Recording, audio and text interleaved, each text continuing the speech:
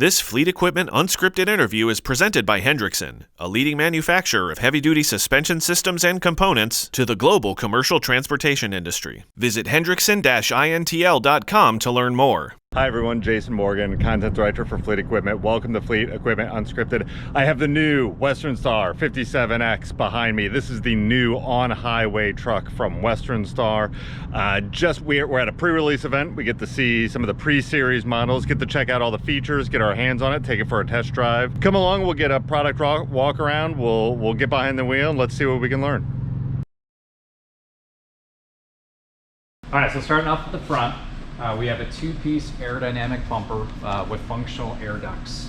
So it's pretty neat, interesting, and unique bumper. Moving up from there, we have a dual-stage intelligent heated LED headlamps. So this will follow suit with what we did with 49X and 47X as well. So heated LED headlights. Talking about safety systems, your forward radar is going to be located down here for the Detroit Assurance 5.0, and then our camera system is mounted in the windshield up that way.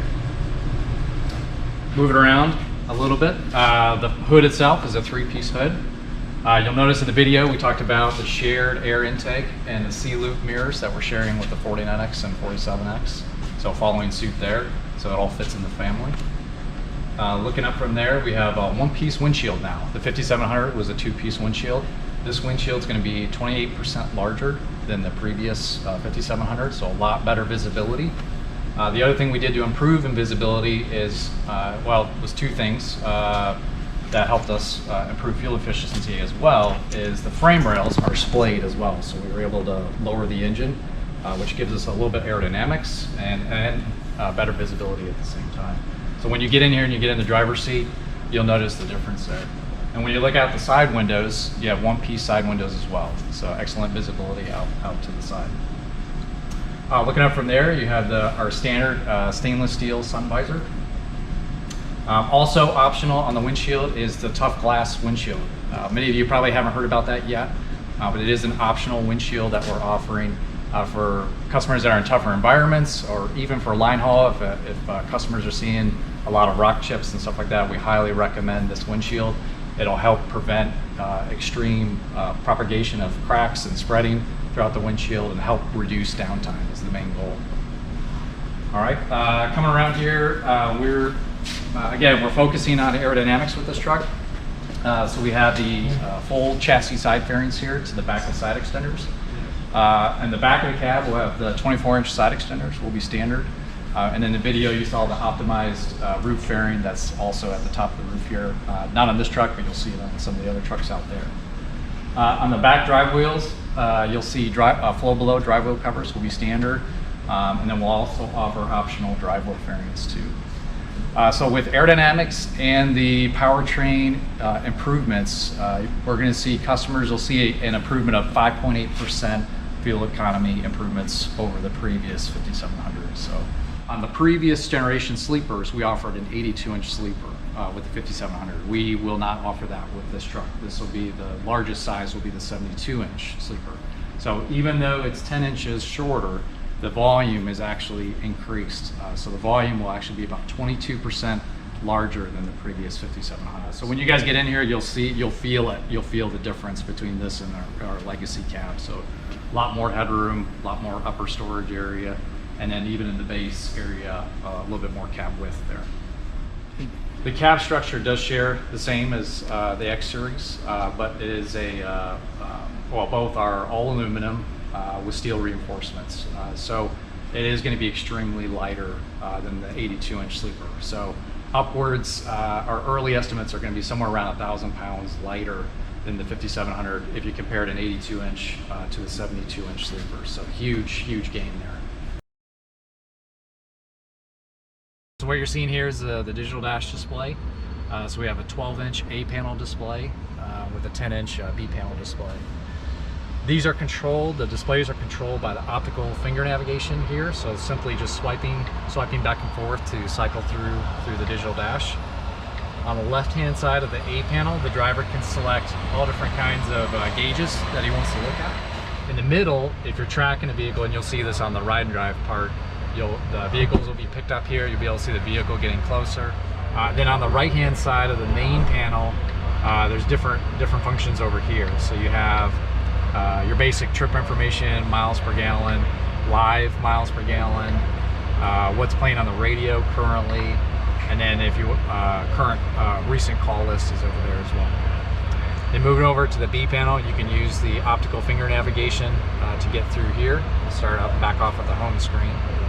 So I have my smartphone plugged up here through a USB-C port right through this port here, and that's going to completely link me right to the B panel here. So you can get Apple Carplay, or if you have Samsung or Android, to be Android Auto right through there. So it's another great driver comfort feature.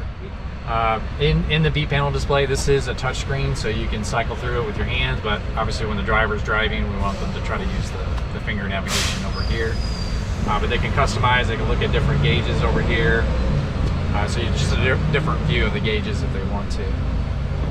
Now if you go right into, of course there's all kinds of other settings in here for lighting, language, if they want to switch to French or Spanish, they can do that in here as well. But when I go to Apple CarPlay, that's when you can access all of everything right through your smartphone. So depending on what apps you have on your phone, those will pop up here within the Apple CarPlay. So this is just a normal Apple GPS. You can do any kind of GPS that's available on Apple CarPlay through here. From the factory, we can also do TomTom navigation that could be spec'd and chosen from the factory. Let's see, and then the other neat feature with Apple CarPlay is you're going to have all of your music apps. So if you're using Pandora, Spotify, or Amazon Music, that's all available right through there as well. And again, all the basic apps from your phone will be available right there. So very, very handy for the driver. Let's see, I talked about that. Our smart switches will all be in this bank here. So many different options there. Air switches, air valves will be in this lower bank down here. USB-C charging ports here and here. If the driver has a USB-C stick, like a memory stick, and he wants to bring his own music or what have you, they can plug that in right there. Now it's not an ELD compliant tablet or display, but we do offer RAM mount options right up here on the dash. So if they need to mount an ELD device, that can go like be mounted here or custom mounting.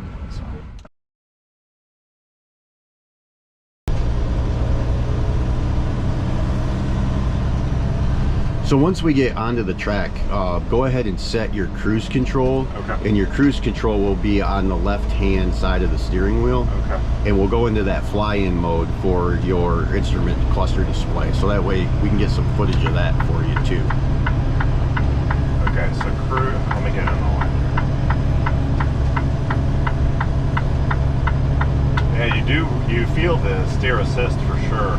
Is that customizable at all, either from the factory through you guys, or the assist is what it is? So the customization that's built into it is a driver can adjust the bias. So if they want to hug the center line, the middle of the lane, or the right lane, center is the default. Okay. All right. So you just went into fly-in mode. So I'm going to reach over your shoulder here and get some. Go down a little bit.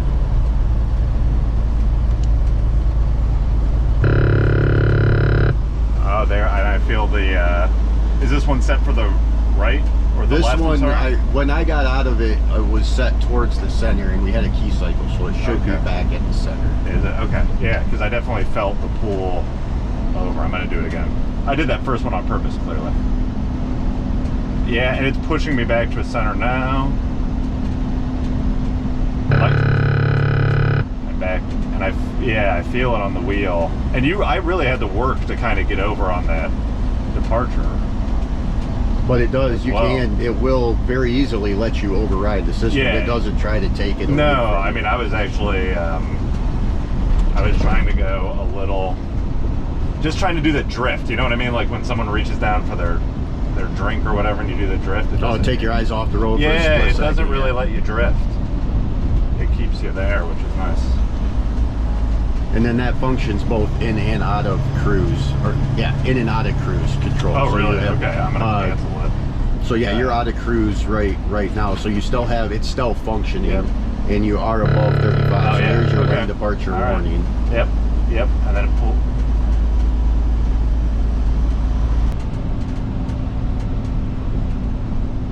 we get back and Steve Collins hops in here with you, he's going to demonstrate some more features within that active lane assist. I think that you'll find very interesting. This is a nice comfort feature for the driver. Just leave it in cruise control. Let the system adjust speed accordingly. So you hear engine brakes come on first. We'll get some downshifts as we start to slow down more. And the system is controlling all of that.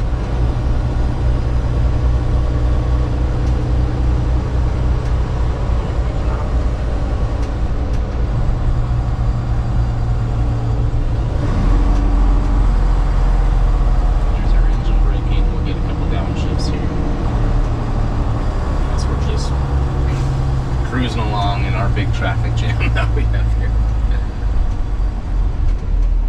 And if the vehicle is stationary for less than 2 seconds, the vehicle will auto relaunch and just kind of crawl along with traffic. So that's also a nice feature that the driver doesn't have to constantly be on the pedal, on the brake, on the pedal, on the brake. So it's just a nice smooth acceleration once that vehicle moves out of our way. I'm still set at 30 mile per hour cruise. This is an active steering assistance system. The driver still needs to steer the vehicle. They need to be in control. But like I said, in the case that the driver did become incapacitated in some way, the system is going to try and keep the vehicle centered in the lane line and also give warnings that I need to put my hands back on the wheel. And if I've covered an extended period of time of more than 30 seconds, I'll start to get some audible and visual warnings that I need to put my hands back on the wheel. And if this gets all the way to 60 seconds without the driver grabbing the wheel, we'll start to slowly bring the vehicle to a complete stop while keeping centered in the lane line also. So it's a true, worst case scenario if the driver is unable to get back control of the vehicle. We should get into our full auto stop brake here, so yeah. And it's telling me auto stop started. We're going to come to a complete stop. Four-way flashers come on. The service brakes are going to hold indefinitely.